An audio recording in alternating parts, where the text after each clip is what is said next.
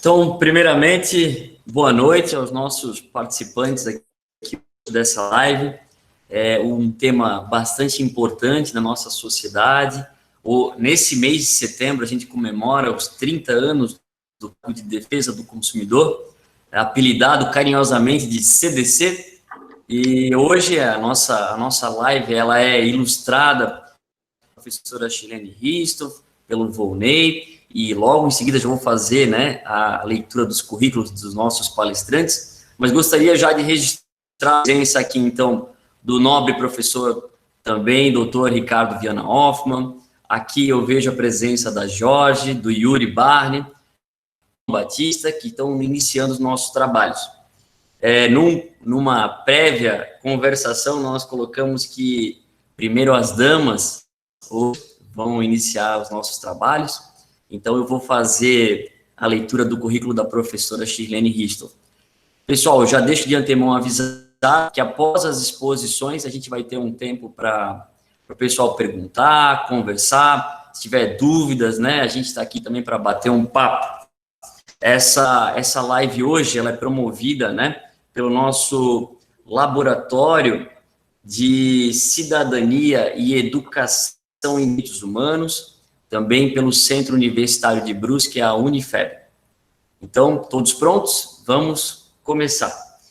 A professora Shirlene Ristoff, advogada, professora, bacharel em Direito pela Fundação Educacional de Brusque, mestre em Ciências Jurídicas pela Universidade do Itajaí, a Univale, atua como professora nas disciplinas de Direito Comercial e Direito do Consumidor, professora orientadora dos níveis 3 e 4, Núcleo de Práticas Jurídicas e membro do Laboratório de Cidadania e Educação em Direitos Humanos do Centro Universitário de Brusque.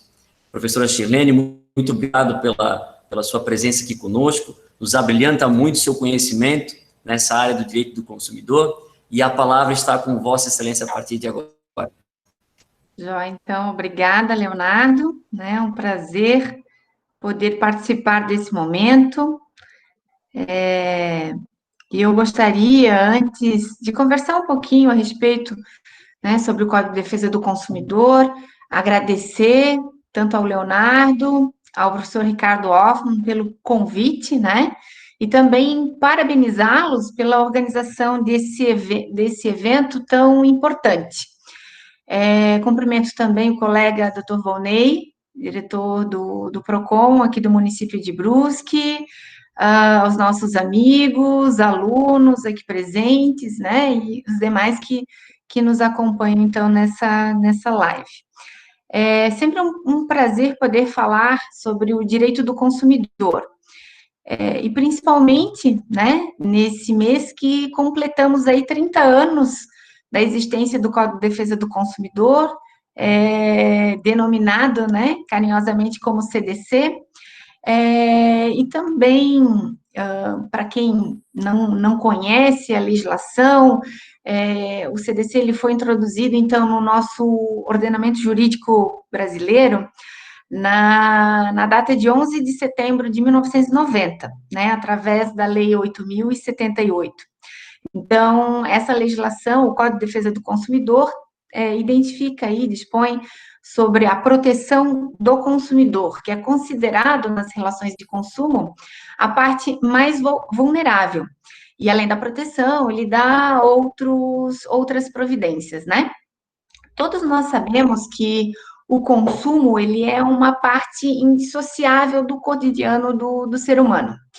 E também é verdadeira a afirmação de que todos nós somos consumidores, né?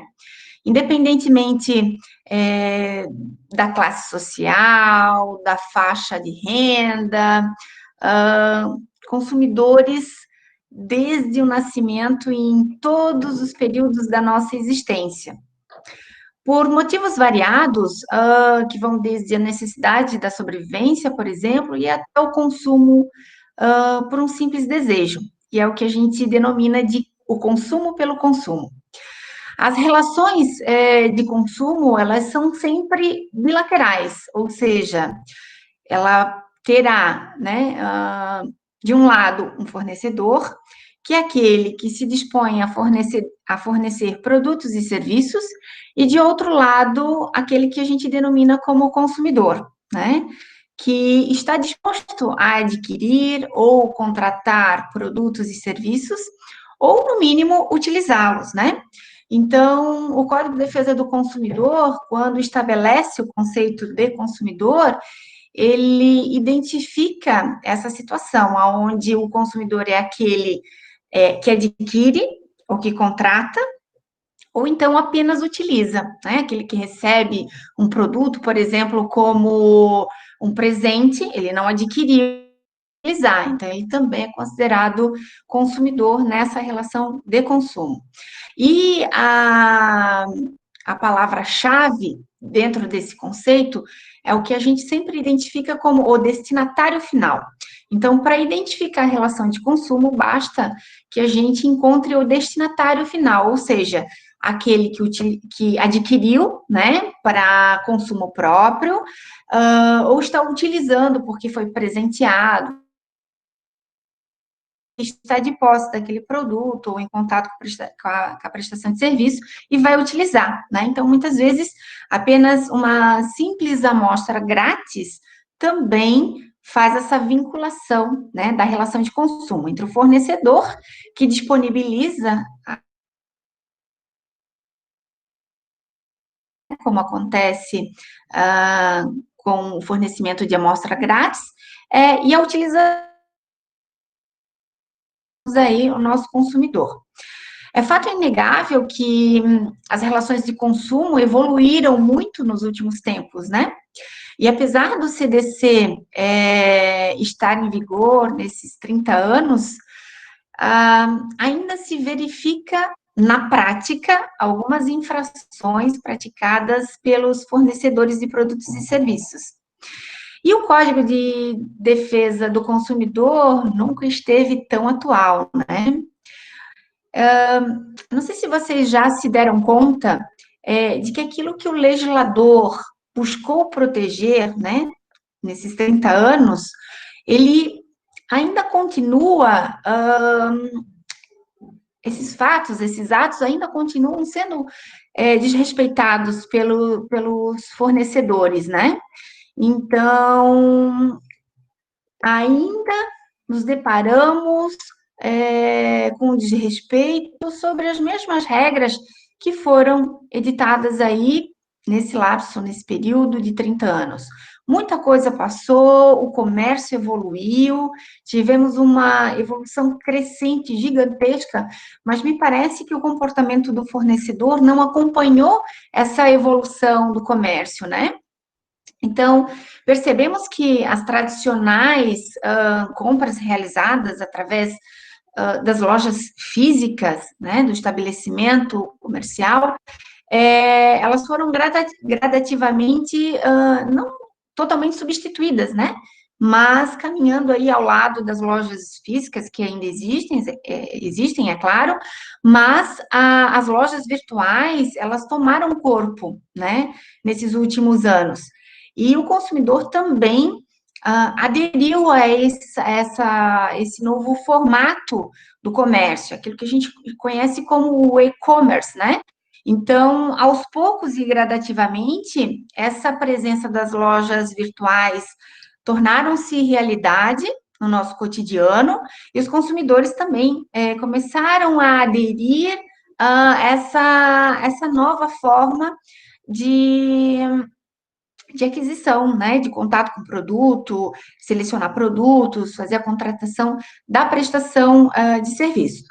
E nós também percebemos essa necessidade agora com maior intensificação, né, a partir desse ano, principalmente o nosso marco aqui de 13 de março de 2020, né? Então, quem de nós imaginou lá no dia 31 de dezembro de 2019 que nós teríamos um ano como esse, né? Então, março, que foi o nosso marco, nos apresentou um momento inesperado que ocorreu aí com a presença, né, da pandemia do Covid-19. Então, a partir desse momento, nós aprendemos muito com tudo isso. Consequentemente, transformamos, né, um pouco do que era trivial, do que fazia parte do nosso cotidiano, e passamos também a intensificar, principalmente, a aquisição de produtos através das lojas virtuais. A partir do momento em que o distanciamento social ele foi necessário, nós modificamos, nos movimentamos a essa nova realidade. Então, a gente pode perceber que as contratualidades, né, a aquisição de produtos também se intensificou através desse formato. A oferta de produtos através, por exemplo, do aplicativo como o WhatsApp, também se tornou muito mais presente, né? Eu me recordo que bem no início eu cheguei a receber dentro dos grupos aqui que a gente, né, faz parte de vários grupos, mas inclusive do grupo das mulheres advogadas, o compartilhamento aí de catálogo, né, de algumas lojas e alguns fornecedores, com a preocupação, né, de que a demanda ia cair, porque as pessoas, naquele primeiro momento, tiveram essa preocupação, todo mundo se isolou, se distanciou, e aí a vida do empresário também, né, teve algumas interferências e passou também por uma situação bastante complicada. Então, chegamos a receber catálogo, oferta, né, dos mais variados produtos, desde o álcool em gel, a aquisição da possibilidade aí da compra das máscaras e tudo mais. Então, as pessoas se movimentaram, se mobilizaram e também transformaram aquela presença de que muitas empresas estavam apenas com a sua atividade de forma física, tiveram que se amoldar nesse momento, né? Então, a gente passou a ter essa necessidade muito maior e também a interferência dessas publicidades, dessa oferta muito mais presente dentro da nossa própria residência, né? Então, passamos a ter uma frequência maior em relação a essas lojas virtuais, também a utilização dos aplicativos que nos possibilitaram ainda mais, né? Por exemplo, como comprar um lanche sem precisar sair de casa. Então, tudo isso ocorreu, né? Já vinha o comércio trabalhando nesse sentido, mas com o distanciamento social, isso tornou, assim, da noite para o dia, muito mais feroz, né? Muito mais próximo da nossa comunidade, da nossa realidade. Em razão dessas compras virtuais, nós também tivemos a possibilidade de ter aí a presença de um exercício de um direito que o CDC, lá em 1990, já tinha disponibilizado dentro da sua estrutura, que é o que a gente chama do direito de arrependimento ou do exercício do prazo de reflexão. Esse exercício desse direito, ele vem fundamentado no artigo 49 do Código de Defesa do Consumidor, e ele garante ao consumidor a possibilidade de desistir da compra. Só que essa desistência, né, que reflete o direito de arrependimento, ele está direcionado justamente para essa nova realidade, né, ou essa realidade crescente a cada dia, que é o comércio virtual, a oferta também de forma virtual. Então, eu vou ler para vocês agora a redação do artigo 49, né, ele estabelece, então, que o consumidor pode desistir do contrato no prazo de 7 dias, a contar da sua assinatura ou do ato do recebimento do produto ou do serviço, sempre que a contratação do fornecimento de produtos e serviços ocorrer fora do estabelecimento comercial, ou seja, né, nessa modalidade de compra virtual, especialmente por telefone, ou também aqui ele inclui a modalidade, né, da oferta a domicílio. No parágrafo único, ele complementa dizendo que se o consumidor exercitar esse direito de arrependimento previsto no artigo 49, os valores eventualmente pagos a qualquer título durante o prazo de reflexão, ou seja, dentro desse prazo de 7 dias, serão devolvidos de imediato e monetariamente atualizado, né? Então, vejam só, ele traz essa aplicação do exercício, né, do direito de arrependimento, ou como também é chamado, do prazo de reflexão, para as compras que são realizadas fora do estabelecimento. Porque muitas vezes a gente não tem contato com o produto, né? Tem ali um anúncio colorido, atrativo, mas a gente não tem contato com o produto. E aí, então, a gente tem, dentro desse regramento, a possibilidade de se arrepender, de simplesmente desistir. E dentro dessa regrinha ainda, o consumidor não precisa nem dar a justificativa. Por que ele se arrependeu? Né? Se ele não gostou do produto, se ele achou que era mais colorido, se ele achou que, né, o produto tinha uma outra qualidade, independentemente, né, da sua justificativa, ele simplesmente pode se arrepender, desde que ele o faça dentro desse prazo de 7 dias, né, a contar da assinatura do contrato ou do recebimento do produto, porque na grande maioria das vezes a gente escolhe a modalidade da entrega, né? Hoje a gente tem a possibilidade de comprar o produto na loja virtual, e se essa loja virtual também tem uma loja física no domicílio do consumidor, ele tem a opção, muitas vezes, de retirar o produto na loja. Então, ele compra na loja virtual e retira na loja física, né? E aí, a partir dessa retirada, dessa data, ele tem 7 dias para verificar, analisar o produto e desistir, se for o caso. Mas desde que ele observe o prazo de 7 dias, né? Então, por incrível que pareça, essa semana, em especial, analisando um processo, né, que foi proposto no juizado especial, realmente a gente estava diante de um conflito, de uma relação de consumo, onde um consumidor acabou comprando uma passagem aérea lá no mês de novembro de 2019, né, planejando já realizar nas férias, programando a sua viagem a um determinado destino, agora no mês de abril, né? Final de mês de abril, com início de maio. E aí o que aconteceu? Março, estamos diante de uma pandemia, aonde, né, as informações que nos são repassadas pela mídia não é nada favorável, principalmente a realizar viagens. E aí tivemos aí, inclusive, a paralisação desse tipo de atividade por um determinado período. E esse consumidor, que agora, né, o que eu faço? Ele acessou o site, foi lá e exerceu seu direito de desistir daquela aquisição, né, daquela viagem. E aí, o próprio site daquela companhia aérea lhe dava a opção, né, de desistir, com a possibilidade de receber por aquilo que ele contratou, em 7 dias, inclusive, a devolução, né, o estorno, porque ele pagou com um cartão de crédito. E aí, muito bem, ele seguiu as regras, as informações que estava disponível no próprio site da companhia aérea, então ele não teve dúvidas.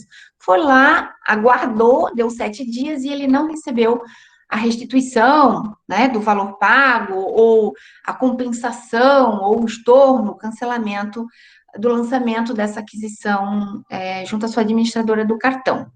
E aí, vocês já podem imaginar o que aconteceu, né? Uma demanda foi instaurada, porque até hoje ele não conseguiu resolver a situação, e todo mês, né, vem a cobrança daquele valor e acabou não realizando a viagem. E a companhia aérea, claro, também diante de toda essa situação, a gente entende que para o fornecedor, né, empresário, ele também se encontra numa situação onde inúmeros consumidores resolveram cancelar ou a própria empresa acabou cancelando a viagem em razão da suspensão das suas atividades, né, daquela prestação de serviço. E nesse caso em específico, né, que eu estou compartilhando com vocês, o mais interessante é que essa companhia aérea, ela alegou na sua defesa, porque ele quer a compensação, né, desse valor e tudo mais, a devolução, o estorno, e ela diz o seguinte, que o direito de reflexão, o direito de arrependimento, estabelecido no artigo 49, não se aplica a essa companhia aérea, a ela e todas as demais, né? Porque ela só estaria vinculado àquela situação onde o consumidor, né, adquiriu o produto, e como ele não tem contato com o produto, avaliar suas características, ele tem a possibilidade de desistir. Em relação à aquisição do bilhete aéreo, a gente não aplica o artigo 49, né? Mas aqui há um engano, porque o próprio artigo 49, né, especifica que sempre que a contratação de fornecimento de produtos e serviços, né, e o transporte aéreo é uma prestação de serviço, também se ajusta nessa questão do direito de desistir. É claro que nessa situação a gente tem um diferencial, porque a gente está diante de uma situação inusitada, né, da pandemia e do coronavírus. E, ao mesmo tempo, nós tivemos aqui um decreto que também alterou a questão da forma, né, do prazo da restituição desses valores ou da utilização do crédito aí no prazo de 12 meses. Então, mas de todo modo, nesse caso em específico, a companhia não adequou a informação ofertada, disponível no seu site. Então, de todo modo, o consumidor, entendo eu, que restou, no mínimo, foi induzido em erro, né? E aí ele estava crente que dentro de 7 dias, que foi uma disponibilização, né? Da própria companhia, a restituição ou a compensação, a utilização do crédito em outra viagem. Mas aqui a opção dele foi a restituição da quantia, né? E aí ele fez o print dessa informação, juntou no processo, e a companhia disse que não, que ela vai seguir o decreto, né? E também chegou a assinar um termo de ajustamento de conduta, né, que o Ministério Público propôs, de que ele teria aí que devolver ou creditar esse valor em favor do consumidor no prazo de 12 meses. Então, né, apesar de que ele se submete a essas regras, mas o fato é que a informação que continuou sendo veiculada, inclusive no seu site, era diverso. Então, ele não atualizou e acabou induzindo esse consumidor em erro, né? Mas é uma informação, um entendimento equivocado. O artigo 49 é plenamente aplicado também às companhias aéreas diante da prestação de serviço de transporte aéreo. Outra situação, então, que também gera muito conflito, e o doutor Volney vai poder confirmar depois, talvez na sua fala, que é a questão em relação à troca dos produtos, né? É uma situação presente na maior parte dos conflitos, né, que envolvem uma relação de consumo. Então, o consumidor, ele tem muitas vezes, um entendimento distorcido sobre a possibilidade da troca do produto. Ele entende que, muitas vezes, ele comprou um produto e esse produto chegou em casa, apresentou um problema, ou ele constatou, naquele momento, um problema, ou o produto já não funciona mais, ou funciona mal, e ele entende que ele tem direito à troca imediata, né? Claro que a gente sabe que a sensação de frustração que ele passa, né, ao chegar em casa ou ao receber o produto, instalou o produto, né, tá feliz da vida lá com a sua TV de 60 polegadas e de repente funcionou uma semana e não funciona mais, né? E é a única TV que ele tem em casa. A gente sabe do sentimento de frustração, mas, de todo modo, ele tem que seguir o que estabelece as regras do CDC. Então, ao mesmo tempo que ele tem direito de ter o produto adequado, e em algumas ocasiões a substituição, a troca, a devolução da quantia paga, o fornecedor de produtos e serviços também tem um direito garantido através do CDC, que lhe proporciona a possibilidade de fazer o ajuste, a adequação desse produto, né? Então, em regra geral, a gente está tratando aqui de uma regra geral. A partir do momento que eu compro um produto, recebo, e ele, por alguma razão, apresenta um problema, e esse problema nós chamamos de vício. Então, o vício é aquele problema que está relacionado ao produto, que faz com que ele não funcione, funcione mal, ele está amassado, o prazo de validade dele está vencido, ele está arranhado, né? Então, ele possui um problema no produto em si. Então, toda vez que a gente identifica um problema nesse produto, o fabricante, né, o fornecedor, ele tem a possibilidade de fazer a adequação, o ajuste, dentro daquilo que for compatível, é claro. Então, ele vai fazer o conserto. E a lei lhe garante o prazo de 30 dias para fazer esse conserto, para fazer esse ajuste. E aí é justamente essa situação que o consumidor se sente, né, lesado, indignado. Como assim? Vou ter que esperar 30 dias para minha TV ficar pronta, né? Ela funcionou uma semana e agora não está funcionando mais. Então, é exatamente isso, né? A não ser que esse fornecedor lhe garanta, né, algum benefício diferente do que a regra geral. Ou, né, outras características que a própria lei também estabelece, quando atribui uma qualidade de um produto essencial, se a substituição da peça acarretar numa diminuição do preço do próprio produto, ou trazer uma insegurança, né, comprometer a saúde, a proteção do consumidor, a gente pode exercer a substituição imediata do produto. Mas senão ele segue na regra geral.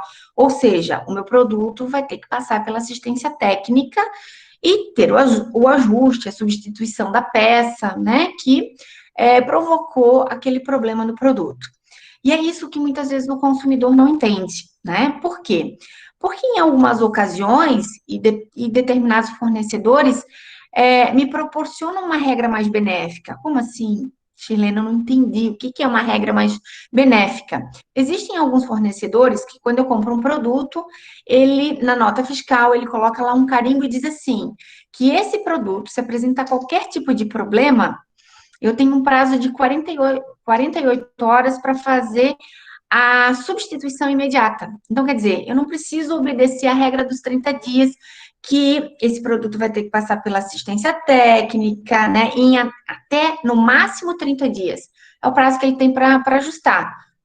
Às vezes, em uma semana, resolve o problema. Outras vezes, né, chega próximo até dos 30 dias. E alguns fornecedores nos dão essa possibilidade. Olha, cheguei em casa, o aparelho começou a dar problema, eu já posso voltar na loja e ele troca desde que eu faça, né, esse pedido da substituição dentro do prazo estabelecido, né, que pode estar representado em um carimbo na nota fiscal, pode estar fixado no painel lá na loja. Então, ou seja, essa informação que ele nos dá é uma regra mais benéfica. Se ele está anunciando algo diferente que o CDC garante, e essa regra ao consumidor ela é mais benéfica, ela deve ser cumprida, né? Se ele comunicou, se ele anunciou, ele vai ter que cumprir.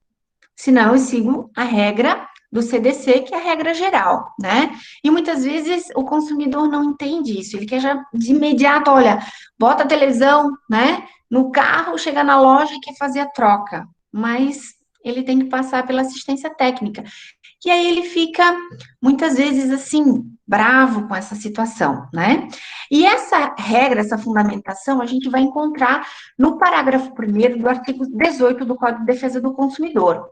E aí, eu vou ler para vocês agora o caput, né, do artigo 18, que diz o seguinte: os fornecedores de produtos de consumo, duráveis ou não duráveis, respondem solidariamente pelos vícios de qualidade e quantidade que os tornem impróprios ou inadequados ao consumo a que se destinam ou lhes diminuam o valor, assim como por aqueles decorrentes da disparidade, com as indicações constantes no recipiente, na embalagem, rotulagem ou mensagem publicitária. Respeitadas, é claro, as variações decorrentes de sua natureza, podendo o consumidor exigir a substituição das partes viciadas.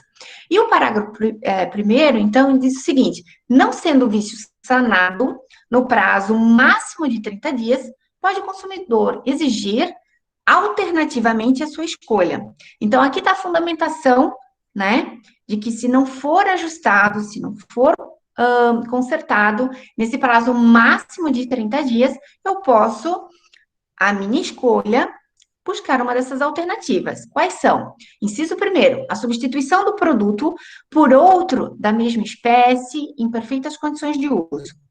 Inciso segundo, a restituição imediata da quantia paga, monetariamente atualizada, sem prejuízo de eventuais perdas e danos. Ou terceiro, e claro, quando, né, for compatível, o abatimento proporcional do preço, porque não adianta eu ficar com um produto que não funciona e ter um desconto no seu valor, né? Então, muitas vezes, essa terceira alternativa, ela vai depender muito de situação para situação.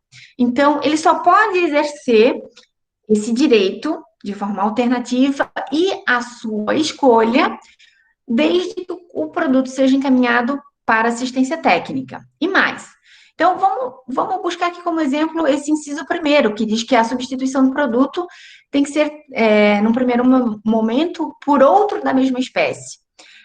Certa vez, atendi uma consumidora que comprou um computador, um notebook, da marca CCE.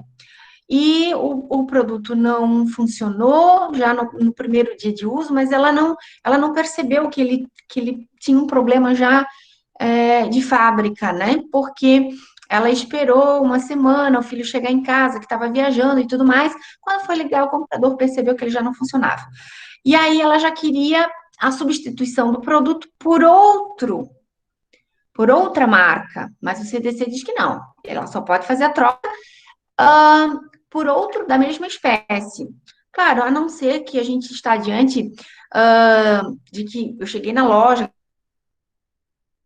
posso fazer o uso da outra alternativa, né? Ou seja, fazer substituição por outro produto, de outra espécie, de outra marca, e se houver diferença de preço, para mais ou para menos, se for um preço maior o produto que eu estou fazendo a substituição, eu tenho que pagar a diferença. Se aquele que eu comprei tinha um preço maior, eu tenho o direito de receber o valor da diferença de volta, né? E aí ela se arrependeu, né? O filho disse assim: olha, mãe, essa marca ICC não é muito boa, não. E aí ela não queria levar o produto para assistência técnica e queria trocar de forma imediata. E no cupom fiscal tinha o carimbo que ela poderia trocar em 72 horas caso houvesse algum problema com aquele notebook. Mas o que aconteceu? Ela só percebeu isso uma semana depois. E aí, o que aconteceu? Quando ela foi reclamar, ela já estava fora do prazo daquela regra mais benéfica, né? Então, nesse caso, ela fica sujeito, primeiro, passar o produto pela adequação. O notebook vai ter que ir para assistência técnica para consertar, né? Se não fica pronto nesse período, aí sim ela pode pedir a substituição por outro da mesma espécie. Ah, professor, mas a gente sabe que na prática, né, o lojista, o empresário, o fornecedor, ele acaba trocando por outra marca, né, e tudo mais. Claro, ele não quer perder o cliente e ele também pode fazer essa proposta, né, de não levar ao pé da letra esse inciso primeiro. Então, ele aceita trocar por outra espécie, desde que a consumidora, né, faça o pagamento da diferença do preço, normalmente quando é maior. Quando ele tem que restituir, normalmente ele não gosta da restituição. Então, ele diz assim, olha, eu vou te dar aqui um voucher, eu vou te dar um crédito, pode trocar por qualquer outro produto, né, no valor aí, dessa diferença, por qualquer outro produto da loja. Mas a cliente não quer outro produto, ela quer o dinheiro de volta, né? Então, nessas condições, o fornecedor, a alternativa, a escolha sempre é da consumidora, né? Se ela quiser a restituição da diferença em dinheiro, ele vai ter que cumprir as regras do CDC. Muitas vezes ele não faz espontaneamente, aí a consumidora bate lá no PROCON, né? Vai ser atendida lá pelo Volney, pelos atendentes, porque ela quer a diferença e o fornecedor está resistindo, né? Então, são algumas situações que a gente se depara na prática. E vejam só, a gente está aí né, comemorando o aniversário do CDC, já fazem 30 anos, e as mesmas práticas continuam sendo perpetradas pelo próprio fornecedor. Ele ainda continua resistindo um direito que é do consumidor, né? E aí, o consumidor vai ter que fazer uso, né, dessa regra administrativa que o PROCON nos possibilita, ou ele vai procurar um advogado, ou ele vai direto lá no juizado especial fazer a sua reclamação, né? Então, se o valor aqui da demanda for até 20 vezes o valor do salário mínimo, ele não precisa nem de advogado, ele pode procurar o próprio juizado especial, ou o nosso núcleo de prática jurídica, né, o nível 5 lá, que atende essas demandas relacionadas também às questões do consumo no juizado especial. E aí ele vai ter que se socorrer, né, ou na forma administrativa ou através do processo judicial para fazer valer um direito que ele já tem aí consolidado há tanto tempo, né? Mas muitas vezes o que o consumidor não aceita, né, ou não faz de conta que não vê para ter um benefício, mas independente disso, o consumidor não pode esquecer que a opção, a escolha é dele. E uma outra situação, né? Ele também deve ficar atento às regras internas que muitas vezes aquela loja possui, né? Que também pode interferir nessas relações.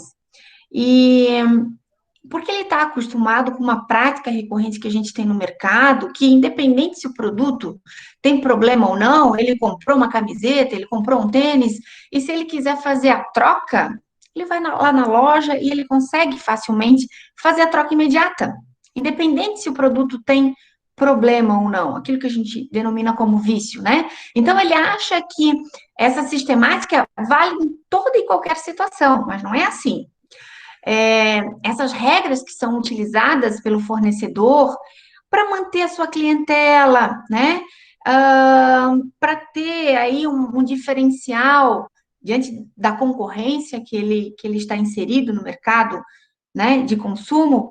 Então, normalmente, ele aplica uma regra benéfica ao consumidor.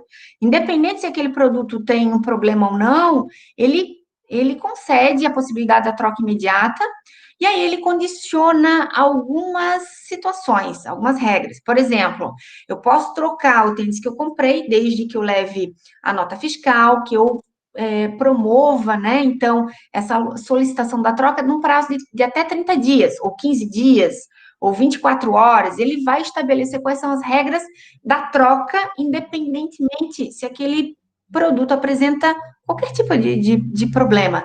Então, diante desse conforto, dessa comodidade, ele acha que ele pode exigir para toda e qualquer situação. Agora, quando o fornecedor, né, o lojista que vendeu lá a TV, não lhe dá essa regra mais benéfica, ele tem que seguir as regras do CDC. E ele só tem o direito de exigir a troca depois de passar pela assistência técnica, quando aquele produto efetivamente, né, apresentou algum tipo de problema. E nessas condições em que o produto não tem problema, se ele não te proporciona, o fornecedor, uma regra benéfica, como a possibilidade da troca, né? Desde que observe essas condições, apresentação do cupom fiscal, um determinado prazo que ele concede para fazer essa troca, eu não preciso nem levar a nota fiscal, mas desde que o produto, lá a camiseta, que tem o tag ali penduradinho, desde que eu não retire essa etiqueta, eu consigo fazer a troca, inclusive sem a apresentação do cupom fiscal, porque muitas vezes eu presenteei o meu colega com aquela camiseta, então ele tem essa facilidade também, e ali tem um código de rastreio, e o fornecedor consegue identificar que aquele produto é seu ou não, né? E aí ele acha que toda essa concessão também acontece sempre, mas ele tem que observar as regras. E aí me surge uma outra situação muito recorrente. Por exemplo, em algumas épocas do ano, a gente sempre tem aquelas liquidações, né, de saldo, de estoque e tudo mais, então tem aquelas megas promoções que a gente adora. E tem fixado lá na loja aquele cartaz: não trocamos mercadoria da promoção, né? Então, é uma regra interna. E eu sei que se eu adquirir, se eu escolhi aquele sapato, já está escrito lá, ele é da promoção, a loja não vai trocar. Porque normalmente são produtos, né? Ou personalizados, ou daquela estação, né? E aí ele faz aquela oferta para liquidar aí o estoque.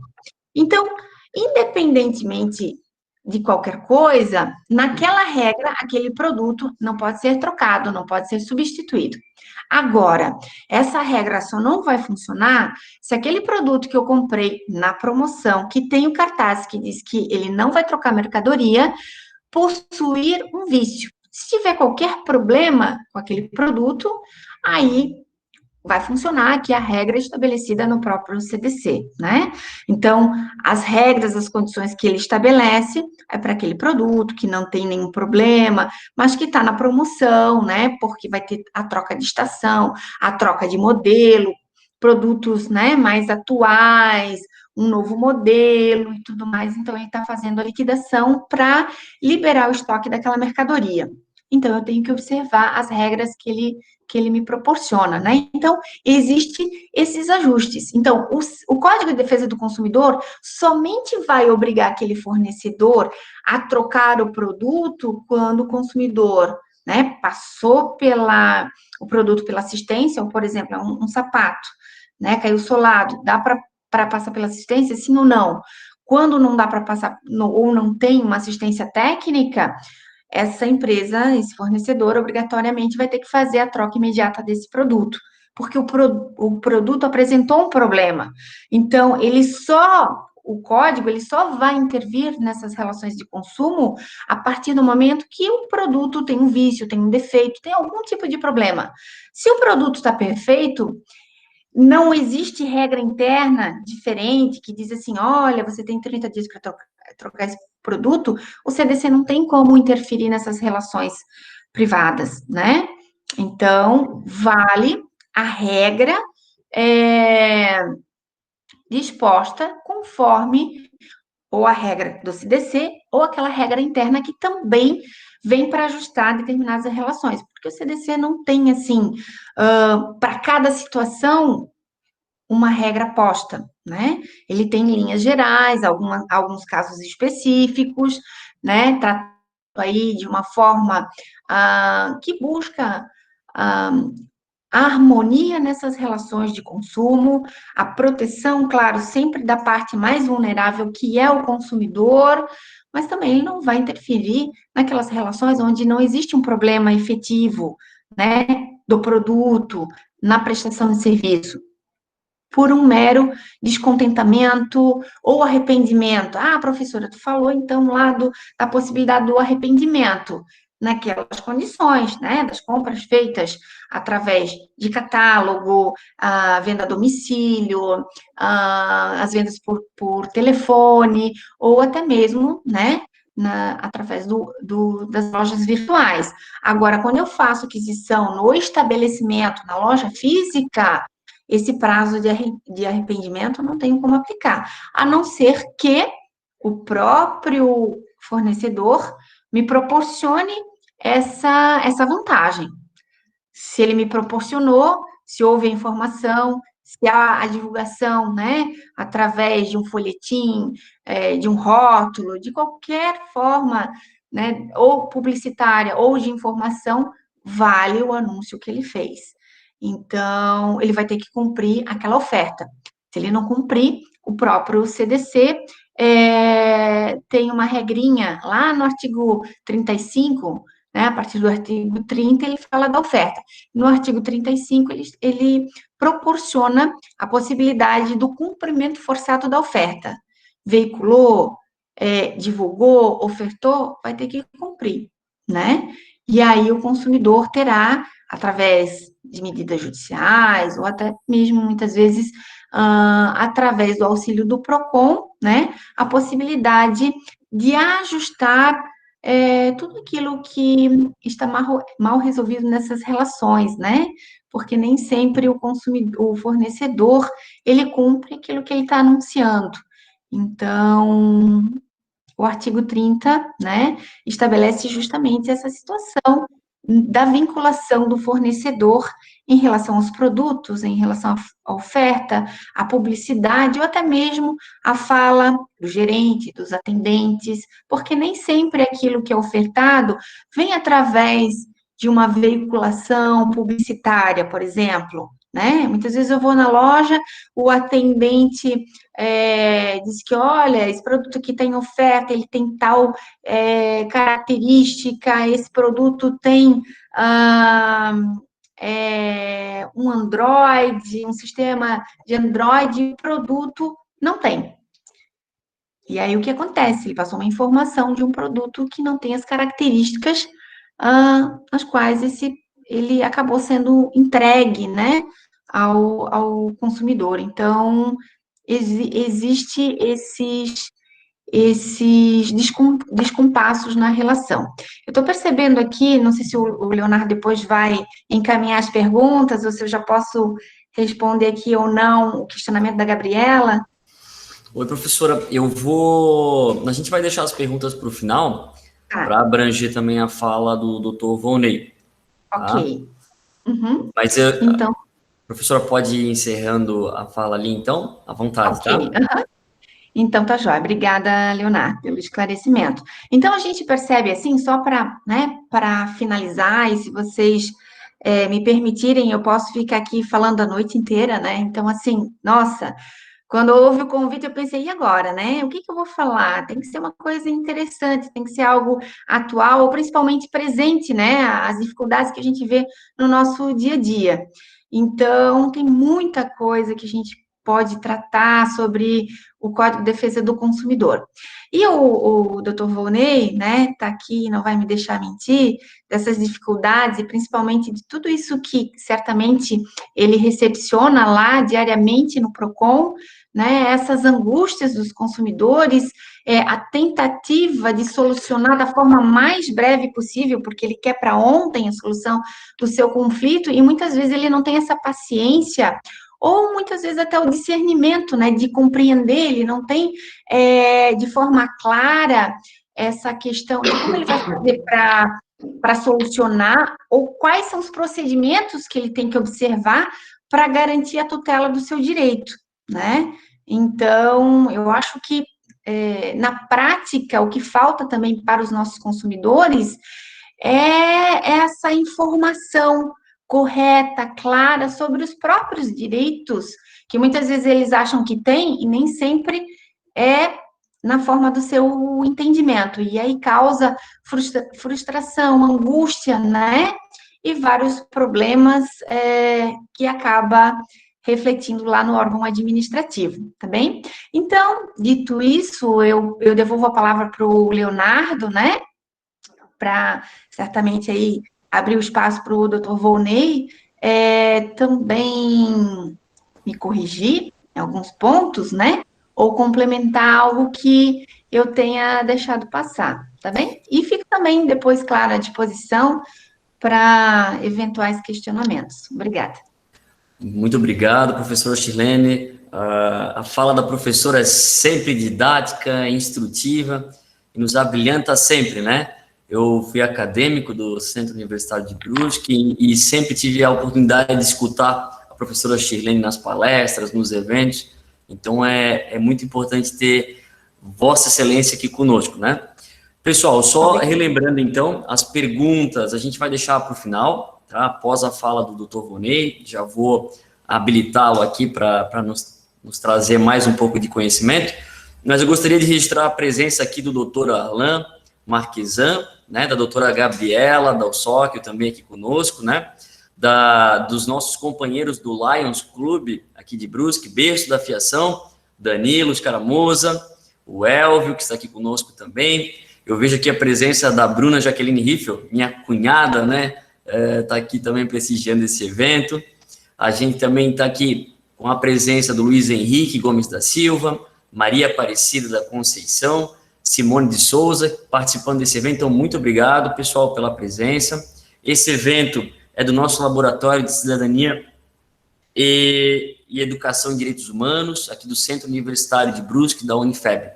Certo, pessoal? Então, vamos adiante, né? Não menos importante, aqui nós temos a presença do nosso diretor-presidente aqui do PROCON, o Dr. Vonei, advogado, e graduado pela Unifeb, especialização em Direito Penal e Processo Penal, coordenador jurídico do PROCON nos exercícios de 2011 a 2013, procurador do SAMAI no ano 2014, diretor-geral da Fazenda em 2015 e atualmente na gestão diretor do PROCON aqui da nossa comarca de Brusque. Então, doutor Vonei, a palavra está com Vossa Excelência, fique à vontade e bom trabalho a nós todos. Boa noite a todos. Agradecer, doutor Leonardo, pelo convite. Espero contribuir com a live. Falar depois da professora Shirlene, que foi minha professora também, os unifebianos, como somos denominados. É sempre um privilégio, né? Até hoje aprendemos agora. Aprendi mais um pouco de direito do consumidor com a brilhante manifestação dela. Anotei algumas que ela deixou aqui, a bola quicando, do jeito que eu falei antes, doutor. E vou começar por esses pontos, para ajudar o pessoal da nossa cidade, os consumidores, que em algumas situações teve algumas mudanças pequenas, relativas, mas vamos aos pontos. Vou de trás para frente agora, para o pessoal relembrar melhor. Essas informações que o vendedor passa no momento da compra ali do produto, do celular, do notebook, normalmente são esses produtos que têm o maior índice de reclamação. Ele diz que tem lá o sistema X, o sistema Y, e quando chega em casa, na verdade, não tem. O que o PROCON orienta? Quando o consumidor está fazendo a compra desse determinado produto, o consumidor passa essa informação que ele conste na nota fiscal. Essa semana apareceu um caso. Foi comprado lá, foi vendido, né, um notebook que era para ter o Windows. Mas o Windows a gente sabe que é um software que é pago separado. Não. Ele pode até vir instalado, mas a licença de uso é pago separadamente.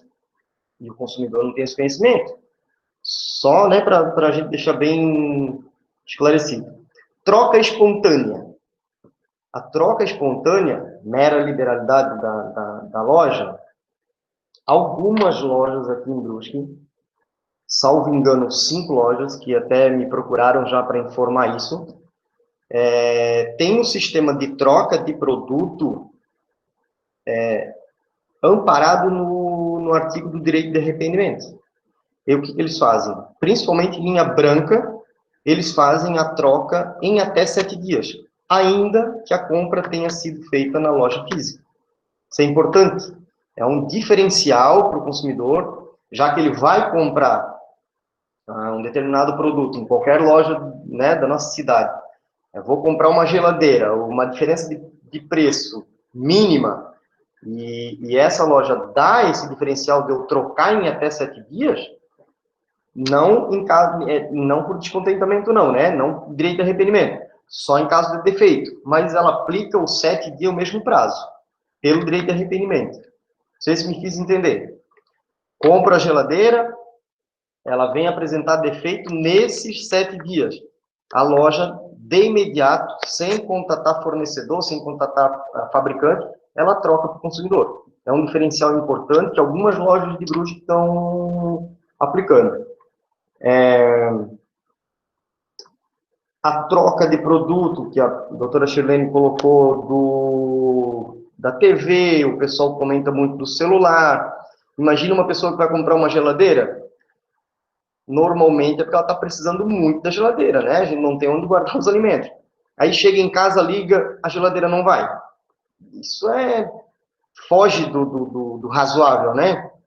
Ir numa loja, comprar um produto novo, chega em casa, liga, a geladeira não vai. Vai poder trocar? Não vai.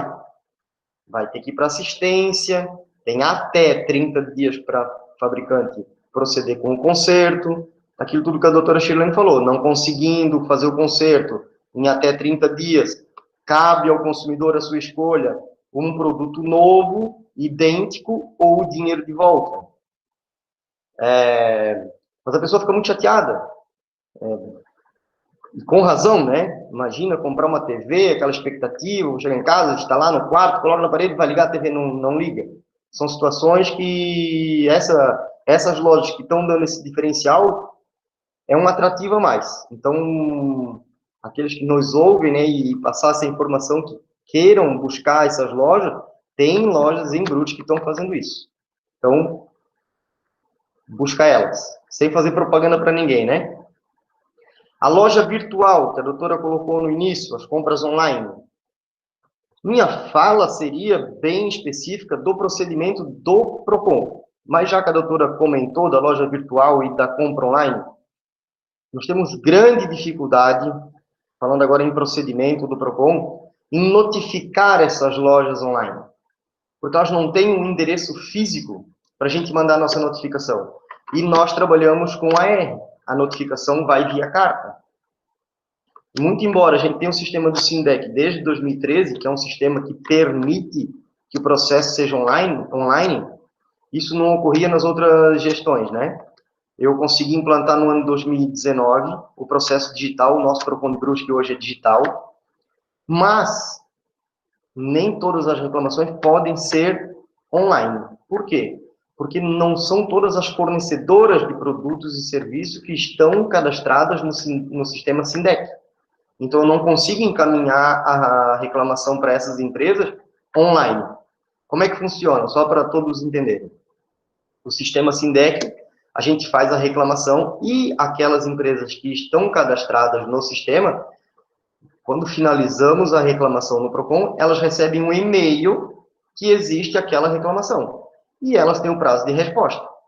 As lojas que são online e algumas aí que vendem Facebook, Instagram, que tem de monte de loja hoje, elas não têm endereço. Normalmente são pessoas físicas, MEI, alguma coisa nesse sentido, que vendem os produtos e a gente não consegue notificar.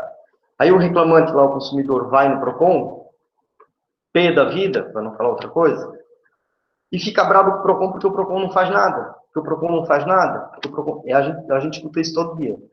Que o PROCON não faz nada, não resolve nada, eles não entendem que a gente não consegue notificar essas pessoas. Não há possibilidade. Né? Então, tomar cuidado, esse pessoal que costuma comprar pelos anúncios de Instagram, de rede social no geral, Facebook e tudo mais. Voltando ao assunto do PROCON de Brusque, muito embora o CDC está comemorando os 30 anos, acho que essa deficiência, doutora Shirlene, que tem tanto os fornecedores quanto consumidores a respeito da lei do consumidor, foi na demora da implantação, de instituir os PROCONs na cidade. A exemplo de Brusque, que foi instituído somente em 2001. Até então, qualquer problema relacionado ao consumidor teria que ser no judiciário. Somente em 2001 é que foi criado, então, instituído o PROCON em Brusque. A nossa equipe é bem enxuta, né? Nós temos hoje no PROCON 7 pessoas trabalhando. Costumo dizer que o PROCON é uma ferramenta de justiça. Há casos que a gente recebe no PROCON de advogados que dizem que para ingressar no judiciário a juízes aqui Brusque que estão exigindo o processo administrativo no PROCON, para ver se teve essa prévia, essa tentativa de conciliação. Então, não deixa de ser uma ferramenta de justiça também. Na minha administração, que foi em 2018 que eu assumi como diretor, a gente fez algumas mudanças no PROCON, assim, de procedimento, que, no meu ver, no meu entendimento, estavam um pouco bagunçados, e nós, advogados, soubemos da importância que é o procedimento para se fazer um processo, porque grande maioria deles que sai do PROCON depois vai para o judiciário, e se não tiver todo documentado, todo instruído, dá problema lá na frente, falta documento, não houve citação, não teve a notificação, não tem resposta, não tem o AR, e aí praticamente fica inútil. Então eu mudei muita coisa no PROCON, o que era sem deméritos aos diretores anteriores, né, deixar bem claro, houve uma organização do PROCON, a gente faz a reclamação preliminar, encaminha para o fornecedor, aguarda o prazo de resposta, tem o AR da notificação, deve haver o cumprimento no prazo de resposta. Não sendo uma resposta satisfatória para o consumidor ou não resolvendo preliminarmente, a gente marca uma audiência, é notificado de novo as partes, tem o AR de notificação. Por que eu friso bastante essa parte do AR? Porque se eu notifico a parte, seja na reclamação preliminar ou da audiência, e ele não responde no prazo legal, ou deixa de comparecer em audiência, eu posso aplicar uma multa nele, como fornecedor. O nosso PROCON de Brusque, não são todos, mas o nosso PROCON de Brusque, ele tem poder de polícia. Então, ele pode aplicar sanções. Já falando de sanções, nós tínhamos um fundo, quando eu assumi, de 250 mil reais, até um pouco mais, que era oriundo de multas aplicadas na outra passagem que eu tive pelo PROCON, em que foram aplicadas diversas multas em operadoras de telefonia e tudo mais. E por que da importância desse fundo do PROCON? É importante porque o PROCON, quando eu assumi em 2018,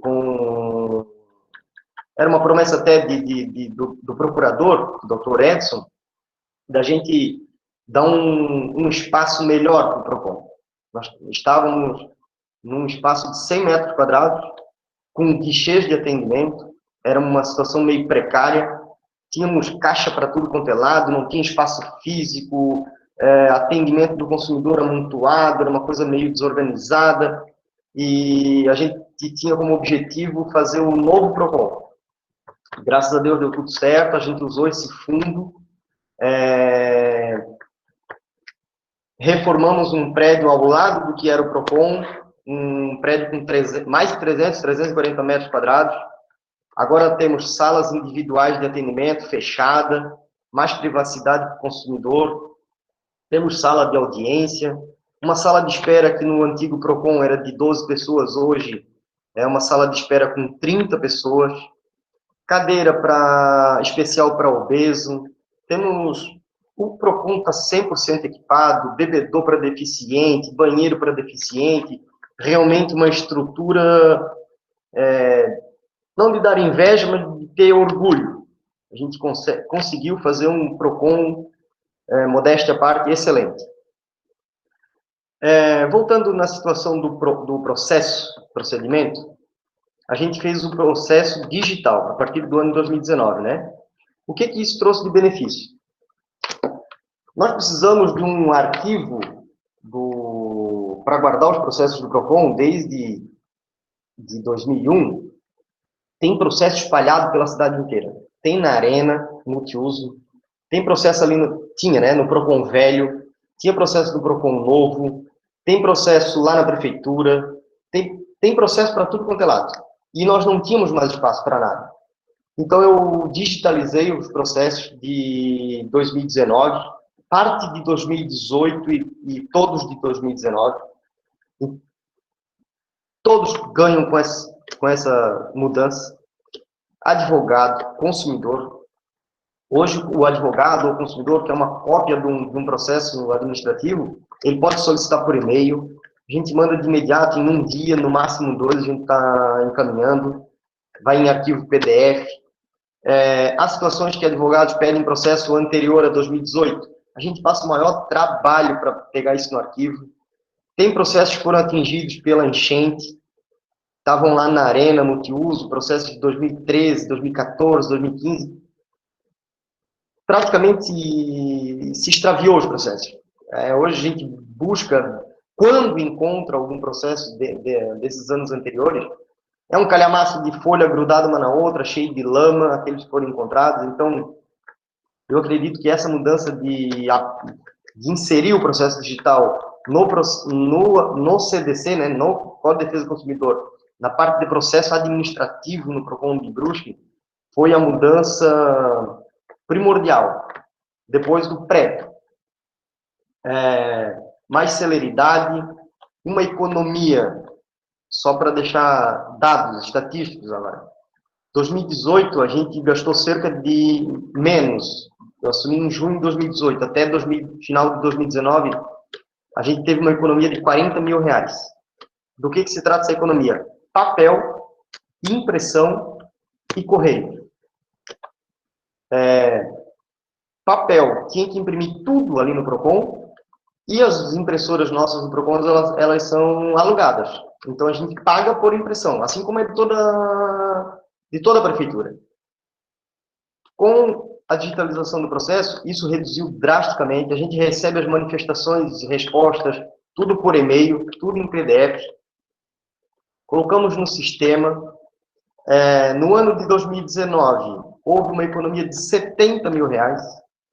E a perspectiva do ano de 2020 era de ultrapassar 100 mil reais.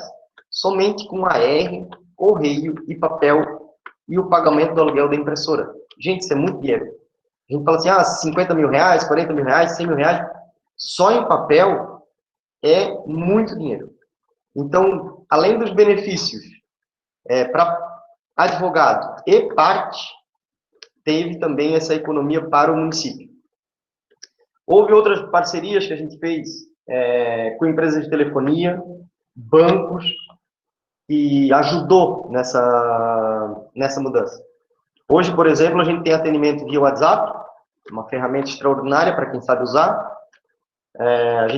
A exemplo aí tem grupo de monte, né? Todo mundo participa, tem grupo da OAB, tem grupo não sei do que, tem grupo, a gente participa de um monte de grupo. Deixa de responder um monte também, porque não dá tempo. Enfim, hoje o PROCON tem grupo de WhatsApp, fins de trabalho, lógico, telefonia, telecomunicação em geral, PROCON Comunidade,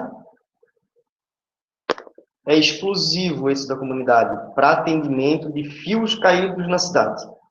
Esses emaranhados que a gente vê aí na cidade, fio caído para tudo quanto é lado, esse é o objetivo do WhatsApp. Aí tem outro grupo do WhatsApp, PROCON Vereadores, que também eles mandam diariamente situações de fios caídos. Eles estão mais a campo do que nós, para falar bem a verdade, né? Grupo com o IBPlan, que também ajuda na fiscalização. Grupo com a GTB, a Guarda de Trânsito de Brusque. Eles passam situações bem singulares. Quando ocorre acidente, poste quebrado, eles passam de imediato. A exemplo que aconteceu essa semana, foi sábado, salvo engano, que passou aqui na frente da Mega Motos, Rua Rodrigues Alves, passou um caminhão ali e acabou derrubando um monte, arrancando um monte de fio. Eu recebi isso no sábado e encaminhei no próprio sábado. Segunda-feira foi consertado. O prazo deles para fazer o serviço é de até 48 horas. Antes de fazer esses grupos, foi feita uma reunião com esse pessoal, com as operadoras de telefonia, com ata, eles se responsabilizaram, se comprometeram a fazer esses concertos em até 48 horas. Tem surtido muito efeito. Além da GTB, nós temos também um grupo com a PM, também nos ajuda muito. Então, são medidas que foram tomadas que vieram a calhar nessa situação de celeridade, eficiência do serviço público. Doutor Leonardo, não sei se quer abrir para respostas, temos muito tempo. Doutor Vonei, deixa eu primeiro agradecer as posições que que Vossa Excelência fez aqui para a gente. É muito pertinente tratar do PROCON na nossa cidade, justamente porque, como o doutor Vonei mencionou, é a ferramenta de justiça. E essa frase eu até anotei aqui, porque como advogado, nós orientamos os clientes que busquem um PROCON, primeiramente, né? Então, é extremamente necessário, eu parabenizo, doutor Vonei, pelas suas exposições, pelos esclarecimentos do procedimento. É importante, né, que a sociedade entenda como funciona o PROCON e não só sair por aí dizendo que o PROCON não funciona, né? Isso não é verdade, a gente que está mais próximo da área jurídica acompanha, né? Então, parabéns pelas suas exposições, realmente muito pertinentes, tá? Doutor, só para terminar aqui, já que falou que o PROCON de Brusque funciona, dados estatísticos. Nosso índice de resolução do ano de 2019 e 2020 gira em torno de 87% das reclamações em geral, e essas que são relativas a WhatsApp, que nós temos o grupo, chega a 93%. Então, um índice muito alto, diferentemente de que alguns aí criticam e tudo mais, o PROCON de Brusque funciona. Modéstia à parte. E eu confirmo a informação porque eu já solicitei documentos por e-mail e no mesmo dia foi enviado. Então, é verdade, eu estou aqui, sou testemunha disso. Pessoal, então agora eu vou abrir a palavra aos participantes que queiram fazer as perguntas. Eu vou já fazer a pergunta da doutora Gabriela, ela acabou mandando ali no chat, mas eu vou deixar aberto para quem quiser se manifestar, só liberar o áudio ou mandar por escrito ali, a gente já faz a leitura. Então, vou fazer a leitura da pergunta da doutora Gabriela para a doutora Shirlene aqui, tá? Então, professora, como fica a questão do descumprimento do prazo legal de 30 dias para conserto dos produtos em razão da pandemia? Abre para o consumidor o direito às alternativas do artigo 18 ou não? Muito bem, agradeço, né, que a pergunta enviada pela doutora Gabriela, é uma satisfação poder, né, reencontrá-la nesse momento. Gabriela também foi minha aluna, uma pergunta muito pertinente, atualíssima, né, porque tudo se modifica em razão da pandemia, né? Bom, o CDC, ele tem a regra geral, que seria o prazo de 30 dias para adequação, mas e como é que fica no caso da pandemia? Aqui, a gente sempre orienta que tanto o fornecedor quanto o consumidor, eles devem ter bom senso, né? Porque a gente está diante de uma situação totalmente inusitada. Então, do mesmo modo em que o consumidor, ele deseja que o seu produto seja adequado rapidamente, e ele não vê a hora, então, de poder justamente fazer a troca do produto, algumas empresas têm se disponibilizado a fazer a substituição. No entanto, a gente está diante de uma regra posta, né? Então, como é que funciona? A gente sabe que com a paralisação das atividades, a assistência técnica não vai ter tempo hábil para fazer o conserto em 30 dias, né? E aí, automaticamente, já abriria o prazo aqui para as alternativas do artigo 18, né? É claro que aqui vai depender muito, né? Se o conflito parar no Poder Judiciário, vai depender muito aqui da análise do julgador, né? Nós não temos aqui uma resposta concreta, pode ou não pode. É claro que aqui a possibilidade de uma conciliação seria o ideal, né? Porque agora que está voltando um pouquinho normal as atividades, mas até então, mês de março, abril, maio, como é que a gente vai exigir a substituição de uma peça se a empresa está paralisada, né?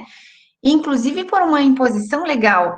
Ela não deixou de funcionar porque ela quer, ela deseja, ela quer, né, um momento aí para dar férias para os funcionários. Não, ela se obrigou aquela situação. Então, aqui eu vejo com muita cautela essa resposta.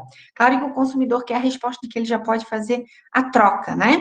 Então, aqui a gente tem uma mobilização, talvez o Dr. Volney pode me auxiliar também, não sei se o PROCON recebeu alguma orientação, e a gente sabe que isso muitas vezes acontece, né? O próprio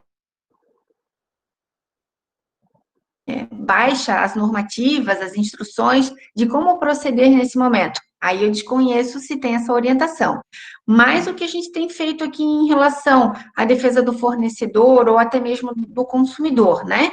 É tentar apaziguar, resolver de uma outra alternativa. Muitas vezes o próprio fornecedor sabe que não vai poder cumprir, não tem nem previsão, porque muitas vezes aquela peça não tem estoque, e não tem previsão de quando vai voltaria às atividades normais, né? A mesma questão, a gente pode estar diante, por exemplo, de uma situação inversa.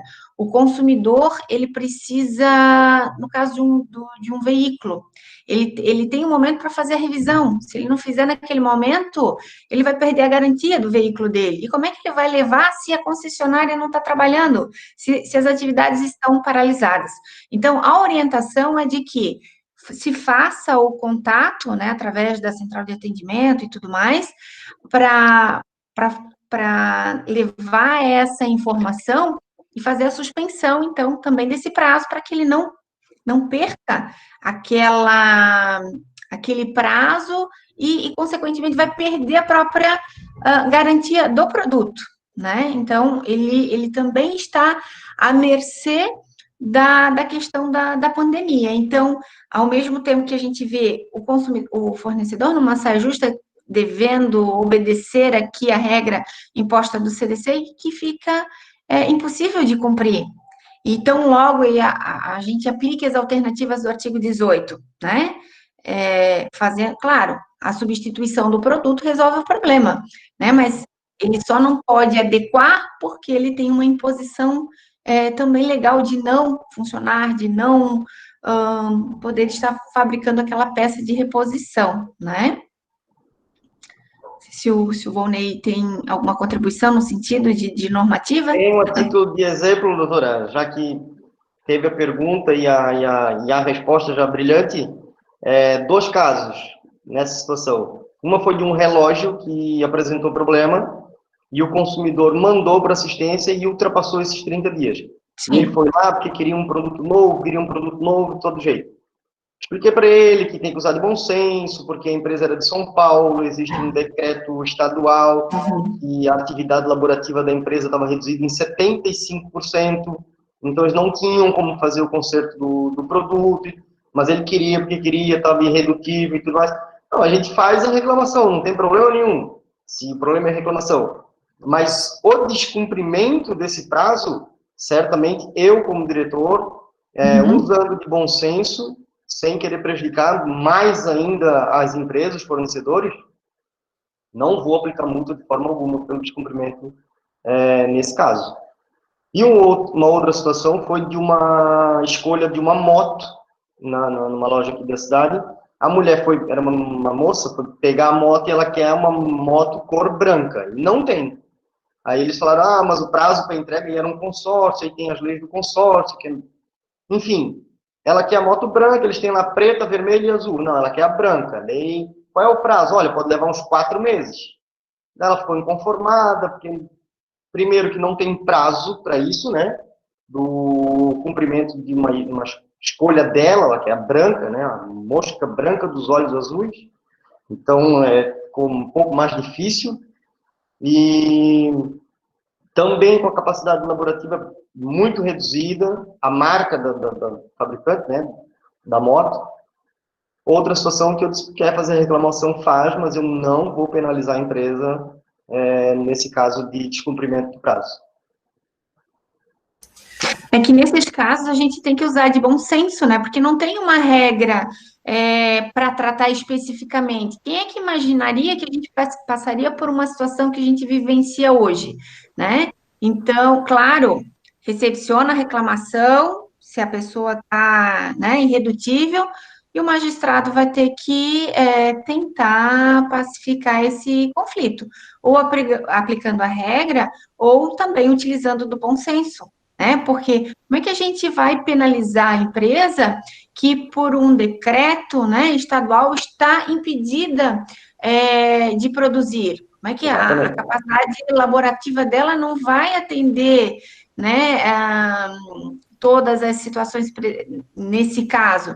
Então, tem que ter um pouco de bom senso. Claro que o consumidor quer resolver o problema, para ele não interessa se existe pandemia ou não, para ele interessa que ele comprou e ele quer o produto funcionando, né? Mas, nesses casos, a gente tem que ter um pouquinho de cautela. Ótimo. Pessoal, só relembrando, as perguntas podem ser feitas pelo chat, ali no canto da tela, né? Ou via microfone, só liberar que a gente já vai recepcionar também. Essa live de hoje, então, ela está sendo gravada, ela vai ser publicada no canal do YouTube da Unifeb, né? Então, do Centro Universitário de Brusque. Esse evento é do nosso Laboratório de Cidadania, né, e Educação em Direitos Humanos, também do Centro Universitário de Brusque. Então, podem ficar abertas as perguntas, né? Estamos à disposição. Eu vou já emendar uma pergunta aqui para os nossos palestrantes, em especial agora para o doutor Volney, em relação à fiscalização nesse período de pandemia. Houveram algumas notícias de vendas superfaturadas de álcool em gel, né? Que era um elemento essencial, né? Nesse momento de crise, coronavírus. Se o doutor Volney recebeu alguma denúncia, se chegou a fiscalizar algo nesse sentido, como é que foi? E se podia nos explicar um pouquinho. Doutor, recebi um monte de denúncia, algumas infundadas, algumas com robusta prova. Foram fiscalizadas várias farmácias, vários estabelecimentos que comercializavam álcool gel, luva, o álcool 70, ainda que não fosse o gel, e máscara, que teve esse aumento absurdo. Caixas de máscara, tanto para consumidor agora, quanto para o fornecedor, o próprio pessoal de hospital e farmácia que utilizam, dentistas, por exemplo, né, consultórios e tudo mais, que utilizam a máscara, eles pagavam R$3,25, R$3,50 uma caixa de máscara, e eles chegaram a pagar R$17 em uma máscara. Então, não foi somente nós, consumidores, que fomos afetados nessa situação. Foi feita fiscalização pelo PROCON, foram notificadas, aquelas foram denunciadas, todas as farmácias, salvo engano, foram 17, foram solicitadas nota fiscal de compra desses produtos de meses anteriores à pandemia até a data da notificação. Todas apresentaram, algumas intempestivamente, mas eu não penalizei de nenhuma forma, aceitei. Estou ainda montando um dossiê. Aquelas que compram o álcool e revende, é muito fácil fazer o cálculo. Eu pego a nota fiscal de compra, pagava R$1 um tubo de 100 ml, está vendendo a 20, eu sei que acrescentou 19, então eu consigo mensurar se teve um aumento, se não teve, nesse sentido. O meu problema maior está sendo nas farmácias que apresentaram essas notas, que são farmácias de manipulação. É um calhamaço de nota, um monte de produto que é feito, que são utilizados para a produção do álcool. Então, eu estou me desdobrando para entender aquelas notas, talvez até uma perícia eu vou ter que fazer lá. Eu não sei se eu termino aquele dossiê e encaminho assim para o Ministério Público. Eu não consigo, vou ser bem honesto, todos os itens que vão para a produção, né, para fazer o álcool, não sei nem o nome de todos, e muito menos daquele monte de nota, qual é o valor que teve de acréscimo de cada insumo para fazer o álcool. Assim, então é uma situação bem complexa, não é simples. Aquelas, repito, né, aquelas que entregam, revendem, está bem tranquilo, eles apresentaram as notas, eu sei por quanto compraram, eu sei por quanto venderam. Mas essas de manipulação, são 3, salvo engano, também 3 ou 4, que entregaram as notas, está me quebrando as pernas, como diz o outro, está me quebrando a cabeça. Tranquilo. Eu vou fazer só mais um questionamento aqui que eu tenho anotado para a exposição dos nossos palestrantes. Em seguida, se não tiver mais nenhuma questão, vou deixar a palavra livre primeiro para a doutora Shirlene e depois para o doutor Ronei para as considerações finais, para a gente poder encerrar os nossos trabalhos. A minha pergunta vai para a doutora Shirlene em relação à questão do consumidor em relação ao fornecedor também nesse momento de pandemia. Teve uma situação em que o consumidor ele era profissional autônomo e ele então não tinha um trabalho fixo. E nessa questão de pandemia, fechou os locais de trabalho, que eram trabalhos noturnos, né? Músicos, barmans, garçons, etc. Como que poderia ser ajustado essa relação de consumo entre esses profissionais autônomos com os fornecedores? E aqui eu trago o caso, por exemplo, aquele financiamento, né? Aquela relação de consumo também. Como é que poderia ser ajustado essa relação nesse momento de pandemia? Se a doutora vê alguma sugestão, alguma possibilidade, porque nós ainda não superamos isso. E a gente não sabe exatamente quando vai acabar. Algumas coisas já estão liberadas, mas outras ainda não. Então, eu gostaria de uma opinião da doutora Shirlene nesse sentido. O que poderia ser feito para equilibrar? É uma questão bem complexa, né, Leonardo? Porque, ao mesmo tempo que a gente tem esse profissional autônomo que depende do exercício da sua atividade e que também foi pego de surpresa, ele não tem como gerar, né, a lucratividade, a possibilidade aí de ter a sua remuneração, porque a atividade dele também foi comprometida. Mas os compromissos que ele tem junto aos fornecedores nem sempre são entendidas, né? Porque quem tem o crédito quer receber. E aí fica aquela angústia do profissional liberal, com a conta para pagar, o credor na porta, né? Ele não pode oferir a renda dele de acordo com, né? Ele sabe quanto que ele ofere numa noite, né? Na balada, o garçom sabe quanto que vai, qual é o valor que agrega a sua remuneração. E, de repente, ele se vê privado, né, de exercer a sua atividade, ainda que de forma autônoma, né? Alguns fornecedores que querem receber o seu crédito ou mesmo o financiamento, né, independente de qual é a origem dessa dívida. Então, o que a gente tem aconselhado ou que tem proposto em algumas situações, porque nem sempre ele consegue a moratória, ele não consegue a suspensão, porque cada um quer receber e também tem suas obrigações para pagar.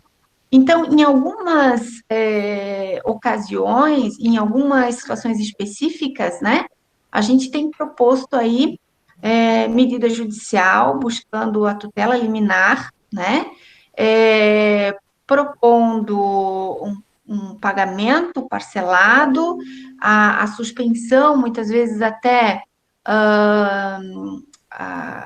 para suspensão do protesto, por exemplo, porque muitas vezes aquele crédito ele está sendo indicado a protesto, né? Às vezes, foi feita a troca da cártula na instituição financeira, e aí tem a data para fazer o pagamento, além de o protesto, ela não quer saber, o título vai ser encaminhado. Então, muitas vezes, a única alternativa que a gente tem é propor a medida judicial, buscando aí a sustação, uma liminar, fazendo a projeção, a proposta, a possibilidade de um pagamento parcelado, ou pelo menos enquanto perdurar esse período, para que ele não tenha o seu nome, o seu crédito negativado, e também tenha a possibilidade de fazer o pagamento, porque ele não está deixando de pagar porque, né, ele quer. A situação colocou agora, devedor, esse profissional autônomo, naquelas condições. Então, nem sempre o outro lado entende. Tem o bom senso, claro, ele também tem as contas dele, os compromissos para serem honrados, e do outro lado tem alguém também pressionando. Então, muitas vezes, só uma medida judicial para suspender, inclusive protesto, né? E tentar resolver essa pendência que a gente não sabe, dependendo do valor, qual é o reflexo, né? O quanto tempo vai ser necessário para regularizar. Então, muitas vezes, o bom senso não vai ajudar. A gente vai precisar aí de uma liminar, de uma tutela, para suspender, então, essas obrigações. Perfeito, professor Chilene, muito obrigado pelas considerações. Eu vou chamar agora esse tempo final, então, para a gente... Fala, doutor Ricardo, tudo bem? Boa noite, boa noite. Boa noite. N, doutor Volney, doutor Leonardo, parabenizá-los, né? Muitas informações. Como o Volney falou, né? A gente aprendeu muito nessa noite. Eu teria uma pergunta, e a pergunta é para os dois. Se me permite, Leonardo, fazer mais uma pergunta. Eu sei que está encerrando, mas é interessante esse... Não, Vossa Excelência tem a palavra. Eu só queria registrar, doutor Ricardo, que a doutora Gabriela pediu para mandar um beijão para a professora Chilene, um abração para todos, e eu não podia deixar de registrar, senão depois eu tenho problema, né? Então... Tá aí, tá? Doutora Gabriela, mestre, né? Minha esposa. Já é. É porque tem a doutora Gabriela Dalsoc aqui também. Né? Certo, registrado. Já é. Obrigada. E nós tem surgido muito, né? E aí gostaria de ouvir dos dois depois. Nós temos recebido muito, inclusive, atendimento ali no Núcleo de Prática Jurídica, sobre a questão de boletos. As pessoas entram no site do banco, né, ou de uma financeira para pagar, acabam recebendo o boleto e esse boleto depois acaba sendo falso, né, e vai para a conta de uma terceira pessoa. E isso nós temos recebido assim, cada 15 dias tem surgido um caso desse. Bom, o banco, que até que ponto o banco, a financeira, tem responsabilidade com relação a isso? Tivemos um caso em que o consumidor ele disse que ele entrou no site do banco, que ele entrou em contato com o telefone do banco, e aí foi informado para pedir, né, através de e-mail, e aí recebeu aquele boleto através do e-mail e quando não quitado, que teria sido um boleto falsificado. Isso assim tem sido uma constante, assim, com uma certa frequência temos recebido esse tipo de situação. Até que ponto aí a responsabilidade do banco, da financeira, até que ponto o consumidor foi descuidado? Como é que vocês têm visto aí? Eu faço a pergunta para os dois.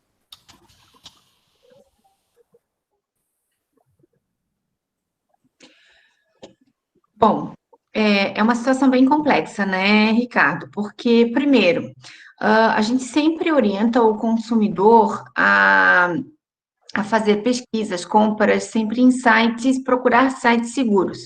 E a gente vê que, na prática, essa questão, né, na verdade, é um redirecionamento. Então, muitas vezes ele tem até a impressão de que, ele acessou a página daquela instituição financeira, tem um número, ele ligou, confirmou, e muitas vezes ele está diante de um redirecionamento, né? Então, assim, até que ponto é a responsabilidade da instituição financeira? Nós temos aqui o entendimento de que se houve uma fraude, a utilização de dados, né? Um redirecionamento, de certa forma, ele não deu causa àquela fraude.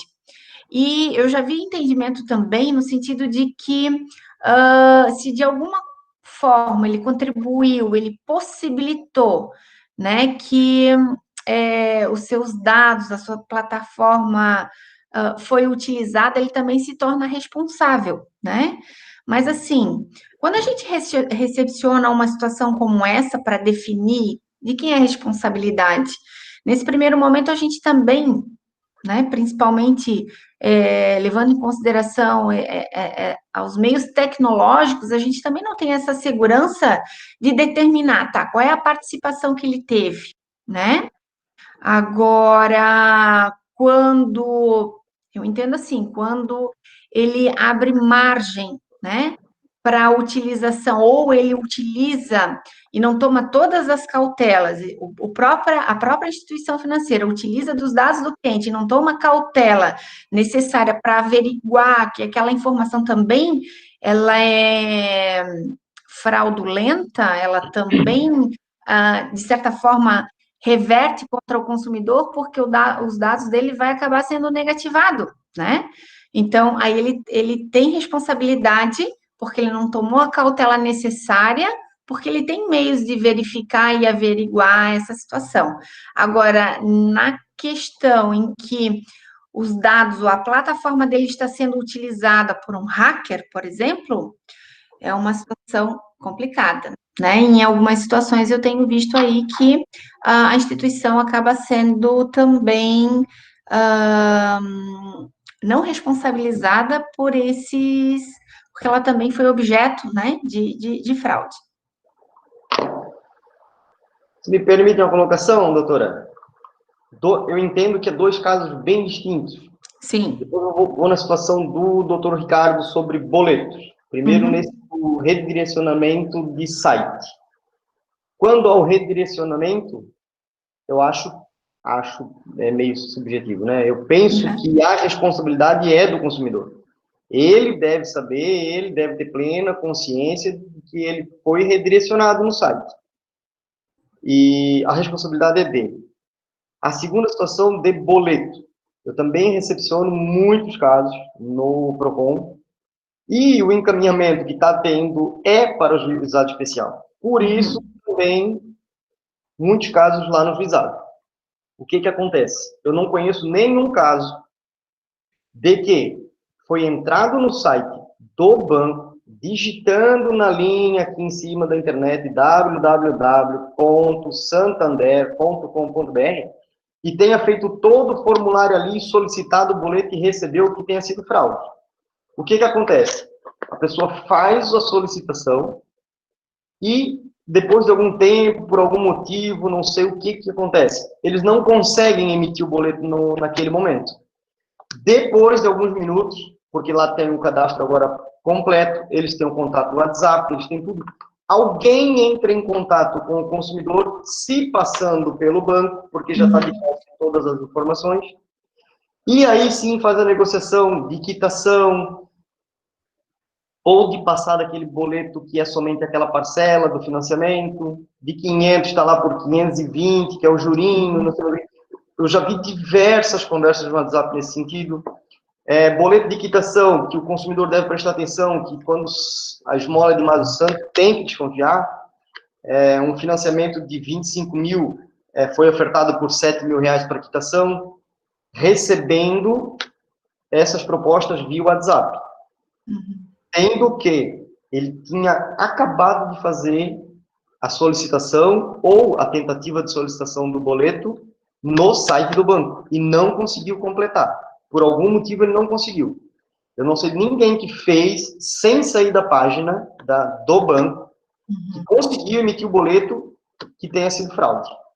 Então, eu não vou dizer 100% para não criar caso, mas 99,9% dos casos de fraude são pessoas que tentam emitir o boleto, seja para quitação, seja de pagamento de parcela atrasada, seja nessa situação, não consegue, e depois ela recebe essa proposta, esse contato via WhatsApp.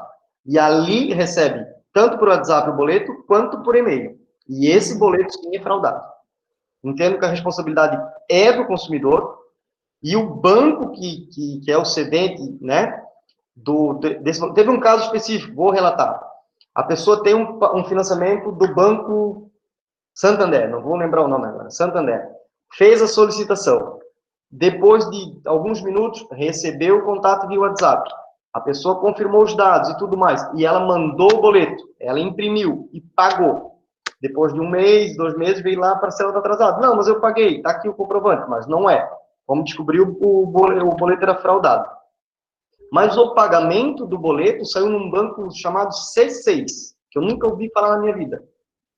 E a reclamante queria que eu fizesse a reclamação contra o banco C6. Eu entendo que tanto o Santander, tanto o banco C6, são tanto vítima quanto ela. O Banco Santander, quando fez o financiamento, ele antecipa o valor para ela comprar o veículo. E agora ele teve o prejuízo de não receber. O Banco C6 é um banco digital. Qualquer um pode abrir uma conta com documento falso, com qualquer coisa. Faz lá a sua conta online. Emite o boleto. O consumidor paga, acreditando que está pagando seu financiamento. O valor cai na conta do fraudador. Ele, de imediato, transfere esse valor e encerra a conta.